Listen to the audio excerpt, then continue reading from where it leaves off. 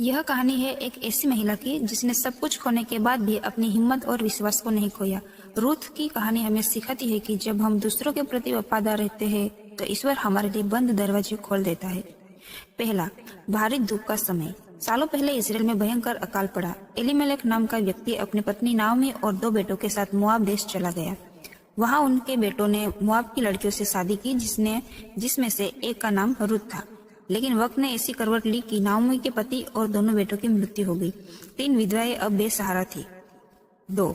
Ruth का महान फैसला। नाओमी ने अपने देश बेथलेहम वापस जाने का फैसला किया। उनने अपनी बहुओं से कहा, तुम अपने मायके लौट जाओ और नया घर बसाओ। एक बहू मान गई, लेकिन रूथ नाओमी के पैरों में गिर गई और उन्हें वो शब्द कहे जो आज भी अमर है, जहाँ आप जाएंगी वही मैं जाऊंगी, जहाँ आप रहेंगी वही मैं रहूंगी। आपके लोग मेरे लोग होंगे और आपका परमेश्वर मेरा परमेश्वर होगा। 3. कठिन परिश्रम और उम्मीद। बेथलेहम पहुंचकर रूथ बैठी नहीं रही। अपनी बूढ़ी सास का पेट पालने के लिए वह खेतों में गिरी हुई अनाज की बालियां चुनने लगी। वह कड़ी धूप में मेहनत करती रही। वह खेत बोअज नाम के एक नेक इंसान का था। जब बोअज ने रूथ को अपनी सास के प्रति सेवा और वफादारी देखी तो उसका दिल पिघल गया। 4. ईश्वर का आशीर्वाद। बोअज ने रूथ से शादी कर ली और उसे अपनी पत्नी बनाया।